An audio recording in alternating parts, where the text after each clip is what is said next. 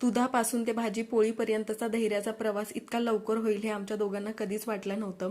कालपर्यंत आमचं बाळ आमच्या मांडीवर खेळत होतं, पण कधी ते इतकं मोठं झालं, चालायला लागलं, डिमांड करायला लागलं, सगळ्या गोष्टी कळायला लागल्या.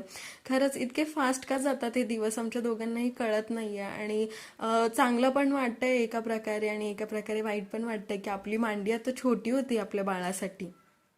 मला अजूनही क्लिअरली आठवतंय की ते पहिली फिडिंग पासून ते आता फिडिंग सोडण्याचा हा जो प्रवास आहे, असं वाटतं की डोळे झाकले आणि डोळे उघडले इतक्या लवकर म्हणजे हा प्रवास झालेला आहे. खरंच ह्याचं वाईट सुद्धा खूप वाटतंय.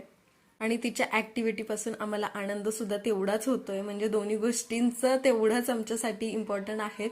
पण खरंच हे कधी झालं हे नकळत लक्षातच येत नाही, इतके फास्ट हे दिवस गेले.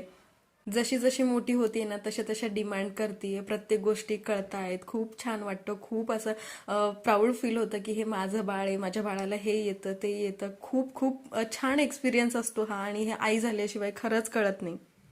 हो, आणि ह्या सगळ्यांसोबत मी एक गोष्ट नक्कीच आवर्जून सांगेल की आईच्या आयुष्यात आहे ना टर्निंग पॉईंट आलेला असतो. ज्या कोणी न्यू मॉमी आहेत ना खरंच रिलेट करत असतील की बाळ झाल्यापासून सुखाची झोप काही आईला मिळत नाही, खरंच नाही मिळत. कारण आईची सकाळी उठण्याची वेळ, रात्री झोपण्याची वेळ, सकाळची काम करण्याची वेळ, सगळं शेड्यूल बिघडतं, खाण्याच्या पद्धती सगळं सगळं बिघडतं. आता घरात कोणी लोक असेल, म्हणजे काही आपली माणसं असेल तर ठीक आहे, त्या आईचं शेड्यूल नाही बिघडत.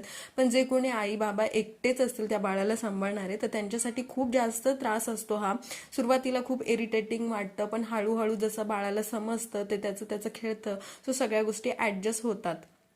आणि यामधून ना बऱ्याचशा गोष्टी कळतात. आता बाळाला सुरुवातीला जर बाळ आजारी पडलं तर आई खूप टेन्शनमध्ये येते, पण हळूहळू ती गोष्ट आहे ना नॉर्मलाइज होऊन जाते की होतं असं, फिवर आला की होतं नॉर्मल. पण जे सुरुवातीचं टेन्शन असतं ना ते काही वेगळंच असतं खरंच.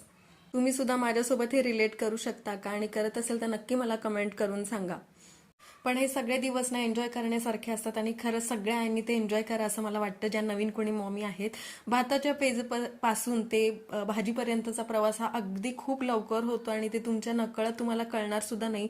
सो ते एन्जॉय करा, त्याचा त्रास करून घेऊ नका. इथे मी धैर्यासाठी फ्लावर बटाट्याची भाजी करत होते, तिच्यासाठी थोडीशी फिक्की भाजी करत होते, आणि आमच्यासाठी मसाला टाकून करत होते. आता भाजीची रेसिपी मी तुम्हाला काही एक्सप्लेन करत बसत नाही, कारण मी तुम्हाला ती व्हिडिओमध्ये पूर्णच दाखवलेली आहे. आता माझं छोटंसं बाळ आहे ना थोडंसं मोठं झालंय, सो मला तिच्याकडे लक्ष द्यावं लागतं मध्ये मध्ये की काय उद्योग केलाय का, कुठे काही सांडवून ठेवलंय का, कुठे पसारा केलाय का. पसारा तर होतच राहतो आणि ती करतेच, त्याच्यात काही वादच नाहीये. सांगायचा मुद्दा हाच आहे की हे दिवस खूप एन्जॉय करते मी. कसा वाटला व्हिडिओ मला नक्की कमेंट करून सांगा.